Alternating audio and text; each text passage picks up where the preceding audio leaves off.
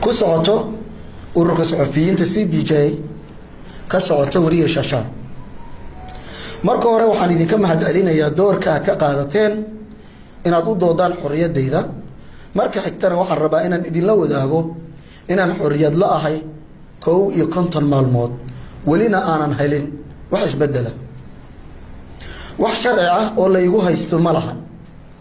kaliya waxa la igu haystaa adiga oo jareer ah miyaa baahin kara warbixino aad uga hadlayso tacadiyada aan geysano. warka ugu weyn ee aan baahiyay ee la igu haysto waxa uu ahaa beer dad shacab ay leeyihiin oo xitaa agooma ay ku jiraan oo madaxweynaha uu xoog kula wareegay sida ay sheegeen dadka beerta iskale. waxaana uu jawaab iiga dhigay inuu xoog ugula wareego waliba si cad idaacadeydii oo alaabtii ku jirtay iyo wixii dhex yaalay oo dhan uu madaxweynaha la wareegay iyo qalabkii kaamirada aan telefishinka ugu shaqeynayay oo sidoo kale uu madaxweynaha la wareegay. taasi oo jawaab u ah iska daa inaad ka hadasho cid aniga aan beer ka qaatay adiga ayaan qalabkaagii iyo idaacadaadii la wareegayay maxaad samayn kartaa.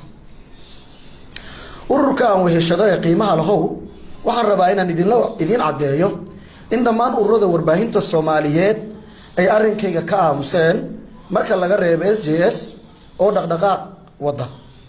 sababtuna waxay tahay oo kaliya arrimo ku saabsan qabiilka.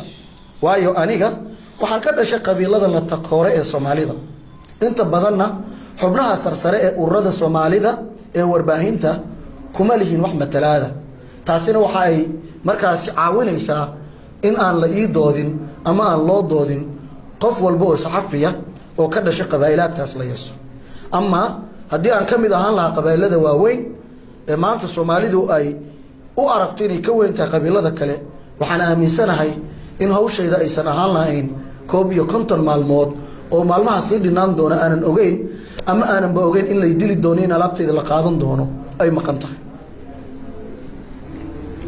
waxaan rabaa inaad isiisaan talooyin ku aadan noloshayda xitaa haddii aad igula talisaan inaan gebi ahaanba joojiyo shaqada warbaahinta waan joojinayaa. waayo inta aan wariyaha ahay waxaan jeclahay inaan tabiyo wararka xaqiiqooyinka ah. waxa la igu haystana waxay tahay maxaad u tabinaysaa wararka xaqiiqooyinka. inaan been sheegi lahaa waxaa iga roon inaan iska daayo warbaahinta. haddii aad u aragtaan inta la ahaan ay qurxoon tahay inaan iska daayo warbaahinta un qaadanaya. mar walba waa ii awood sheegtaan iyaga oo qabiil ahaan ii liidaya. fadlan iyo caawiya xornimo ma haysto. hantidaydii waa lala wareegay oo idaacadeydii alaabtii dhex taalay iyo maxaa la dhihi jiray qalabkayga kaamirada waa lala wareegay. muddadaas 2 bilood 9 cisho ka dhiman tahayna kirada idaacadaas meesha ay ku dhex taalo aniga ayaa la igu leeyahay oo la iga rabaa. idaacadii la damiyay oo dhaqaalaheedii la hor istaagay oo meelaha xayeysiinadii iyo heshiisyadii ku jirtay dhan ay iiga wada baxeen sababta la xiriirta idaacadda ay xiran tahay anay igu socdaan qarashkeeda. waliba xasidnimo idaacadda markii la xiray waxaa la wada daaray dhammaan mashiinada idaacadda yaala si korontada ay igu socoto oo laga yaabo markii idaacadaas dib aan u helo furaheedii ayba suurto gasho haddii la isiiyo in korontada xataa iska bixin waayo. waayo waxaa la ii diiday inaan shaqaysto. idaacadaydiina waa la xanibay. xitaa haddii la oran lahaa idaacadaada waa la xiray dib looma furayo alaabtan ka qaadan lahaa laakiin kiradiina anay igu socotaa. alaabtaydiina waa la qaatay oo lala wareegay. meeshii idaacadda ku kireysnayd intii la xiraa furihii la qaatay. xilligan waxaan joogaa Muqdisho aniga oo baxsad ah.